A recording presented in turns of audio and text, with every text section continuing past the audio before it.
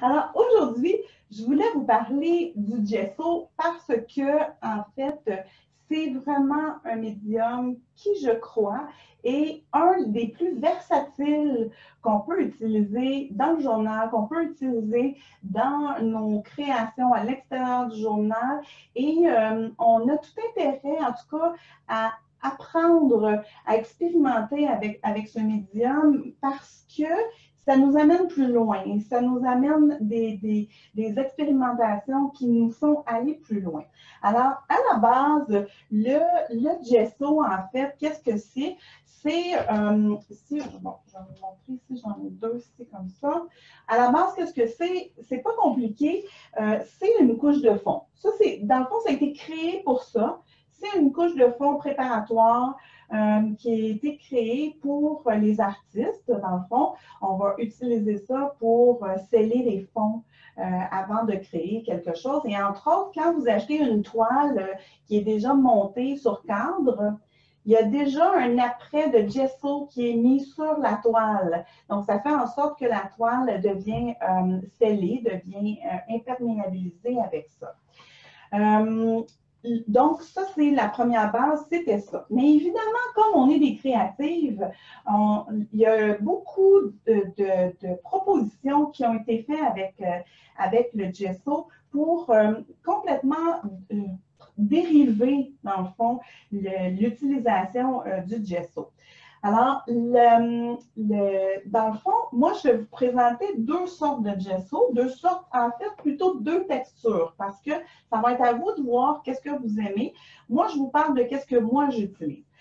Moi, celui de tous les jours là, que j'utilise la compagnie Demco, D-E-M-C-O, qui est un gesso qui est très liquide. Alors, je vais juste vous montrer, là. Voyez-vous, vous l'entendez à l'intérieur. C'est vraiment un gesso qui est très liquide, comme ça. Et c'est celui que j'utilise, je vous dirais, à 90% du temps, c'est celui-là que j'utilise. Par contre, j'utilise aussi le gesso, qui est l'enduit universel, évidemment, le gesso de PBO. Pourquoi j'utilise celui-là? C'est quand j'ai besoin d'avoir quelque chose qui est plus crémeux, plus épais. Déjà là, le fait qu'il place dans un tube, ça fait en sorte qu'on se doute qu'il est plus épais. Moi, ce que je voulais vous montrer, je me suis fait des petits cartons noirs. Je vais juste vous montrer, premièrement, vous savez, que ce soit vos acryliques ou que ce soit le gesso, tout ça, c'est à base d'eau. Plus vous l'ouvrez souvent, plus il va sécher à l'intérieur. Alors, moi, ce que je fais quand j'achète un gros contenant comme ça, je me transfère ça dans un petit pot maçon avec un couvercle qui ferme de façon hermétique. Donc, je vais juste aller vous montrer la texture pour vous donner une idée, pour aller pratiquer. Alors, juste ici, je ne sais pas si attendez un petit peu, on va voir ici. Là. Regardez, ça dégoûte. Si je le prends ici comme ça, vous voyez, là, je suis capable de dégoûter ici comme ça sur mon papier. Donc, quand on l'étend, si je l'étends ici avec ça, ben, on peut facilement l'étendre, en faire très, très, très, très long avec ça. Par contre, si je prends celui qui est dans le tube, bon, si je prends celui qui est dans le tube, vous voyez là, déjà, je ne peux pas le laisser dégoûter. Déjà, la texture est vraiment comme très, très crémeuse. Vous voyez déjà les rebords, ça donne vraiment pas le même aspect. Puis, je l'utilise à des façons différentes. Donc, c'est vraiment, lui, il va rester plus en épaisseur. Ici, comme ça. Donc, ça, c'était pour les bases, les deux que j'utilise. Donc, un qui est plus crémeux, un qui est plus liquide. Moi, j'utilise beaucoup le blanc. 9 fois sur 10, c'est du blanc. Par contre, vous devez savoir que ça existe en noir. Moi, je l'aime. Ça existe en noir, je pense en gris foncé ou c'est à voir. En tout cas, plusieurs compagnies là. Dans le Demco, celui qui est très liquide, comme ça. Le noir, je l'aime bien pour certains fonds que je veux faire. Puis le pastel sec sur le gesso noir, ça fait un effet tableau noir, tableau d'école. C'est vraiment intéressant pour aller faire dans notre journal pour ça. Évidemment, avec quoi on va appliquer le gesso? Bien là, pas mal tous vos outils que vous avez habituellement vont fonctionner. À la base, déjà, moi, dans le journal, j'utilise beaucoup la fameuse carte bancaire ou le galet. Donc, vous pouvez utiliser ça. Ensuite, vous pouvez aussi, évidemment, le pinceau. Moi, j'utilise beaucoup le pinceau pour le gesso. J'ai toujours mes petits pinceaux plats à toutes les sauces que j'ai qui est là. Mais si vous avez des grandes surfaces, vous pouvez utiliser un petit rouleau mousse aussi. Ça peut être intéressant quand on veut avoir quelque chose une surface qui est plutôt lisse. Le petit rouleau mousse peut très bien fonctionner. Donc ça, pour les applications, on va utiliser ça. Et après, c'est sûr que ça va avec votre créativité. En passant, pour ce qui est du coût, le gesso liquide de Demco, c'est lui que j'ai trouvé qui était le moins dispendieux. Évidemment, celui en tube de PBO, il est plus dispendieux aussi. C'est une autre bonne raison pourquoi j'utilise celui qui est un peu plus liquide, le Demco. Attendez un petit peu. En passant aussi, parce que je sais qu'il y a une membre qui m'a posé la question, parce qu'il y a une partie écologique aussi. Quand on fouille sur Internet, si jamais vous voulez fabriquer vous-même votre gesso, il y a des recettes. Donc, des recettes végétales. Donc, on peut aller fouiller sur Internet et je suis allée voir, il y a déjà plusieurs choses qui sont proposées. Donc, vous aurez des pistes pour ça. Donc, là, je vais aller, où est-ce que, dans le fond, moi, j'utilise le gesso? Évidemment, dans mon journal, ça, c'est clair, j'utilise toujours dans mon journal du gesso. Je vais vous expliquer pourquoi tantôt. Mais évidemment, dans mes productions à l'extérieur aussi, mes créations à l'extérieur aussi. En termes de couche de fond aussi, qu'est-ce que vous pouvez appliquer sur le gesso? Vous pouvez appliquer de l'acrylique, vous pouvez appliquer de l'huile, vous pouvez appliquer de l'aquarelle, vous pouvez appliquer des encres. Tout ça, ça reçoit le gesso parce que c'est vraiment une belle couche de fond. Ça sèche très rapidement. Évidemment, celui qui est plus liquide, quand on met une couche très, très mince à la carte bancaire, là, ça sèche en 2 minutes, c'est sèche. On peut continuer par la suite. Évidemment, si vous travaillez avec quelque chose qui est plus épais, ben là, ça prendra plus de temps pour prévoir d'avance qu'est-ce qu'on veut faire. Ensuite, évidemment, tout ça, ça se lave à l'eau, évidemment. Mais une fois que c'est sec, c'est résistant à l'eau. Donc, si vous me comprenez, c'est résistant à l'eau, ça veut dire que ça devient imperméable. Donc, dans votre journal, je sais qu'il y a toujours des belles créatives qui me disent « Moi, Louise, dans mon journal, j'aime pas ça quand je vais travailler sur une page de mon journal, puis que ça traverse l'autre côté. Des fois, ça défait qu'est-ce que j'ai fait sur une autre page parce que ça a traversé. Donc, si vous préparez vos pages de journal avec du gesso, vous allez avoir évidemment moins de chances que ça traverse. Là, ça dépendra de l'épaisseur de la couche que vous mettez. Moi, j'ai remarqué évidemment que si je le fais à la carte bancaire dans le but de sceller, si je le fais à la carte bancaire avec le Demco, puis j'en mets très, très peu, évidemment, il reste une petite chance que ça passe au travers. Par contre, moi, ça arrive souvent que je colle 2 pages de mon journal ensemble, puis je vais mettre par-dessus un petit peu de gesso. Donc, c'est pour ça. Maintenant, je vais vous parler des applications de ça. C'est là, dans le fond, ça, c'était la base que je vous ai parlé. Hein. Mais là, c'est dans les applications qu'on va aller chercher les créatives en liberté là, qui sont là. Donc, premièrement, évidemment, je vous en ai parlé, on va sceller nos pages de journal, mais là, je vous en ai parlé directement dessus pour préparer votre page. OK? Mais ça pourrait être intéressant. J'en ai préparé une ici. Sur cette page-là, OK, j'avais collé partout sur ma page du papier craft.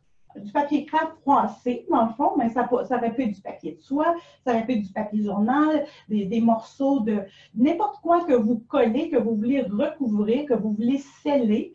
OK? Bien, après, j'ai pris, ça c'était le Demco, donc on voit qu'il y a comme une espèce de brunante qui paraît au travers, mais ça laisse la chance que tout est bien scellé. Si je vais travailler dessus après, ça ne passera pas au travers de ça. Donc, pour sceller la page de son journal, comme je vous disais, directement sur la page, ou si vous avez fait des collages. Ça, c'est la première application. Deuxième application vraiment très intéressante que moi j'aime beaucoup, c'est avec le gesso, on peut créer des textures. Donc, avec quoi on fait des textures? Là, ça dépend de ce qu'on veut, de la créativité, tout est là, tout est ouvert au jeu. Alors, évidemment, quand vous l'appliquez au pinceau, vous pouvez aller faire des textures en tapotant, entre autres. Évidemment, si vous utilisez un qui est plus épais, bien, vous allez avoir des plus grosses textures en même temps.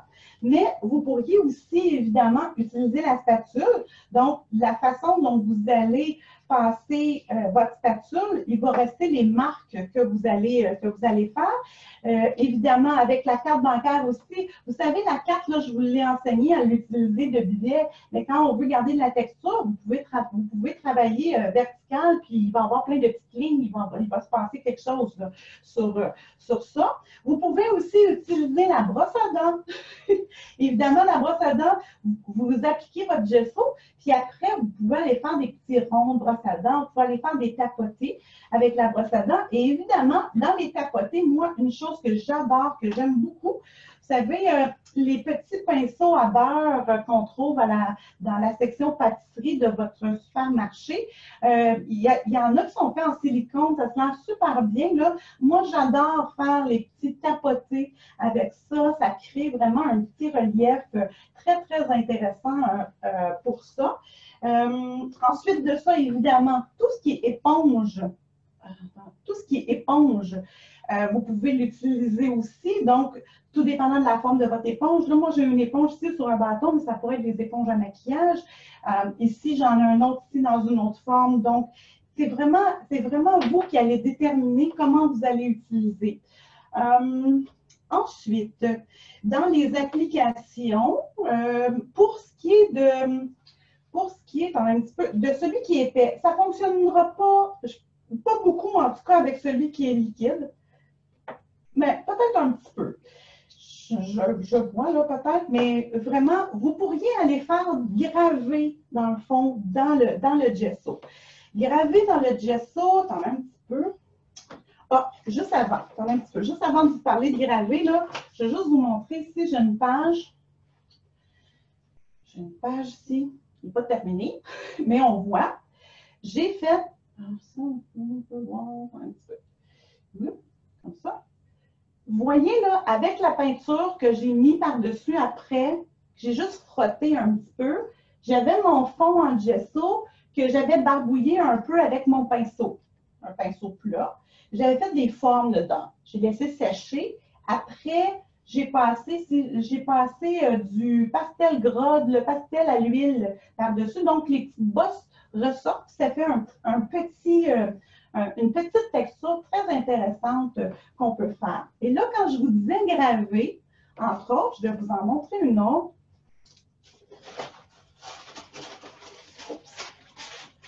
C'est comme ça.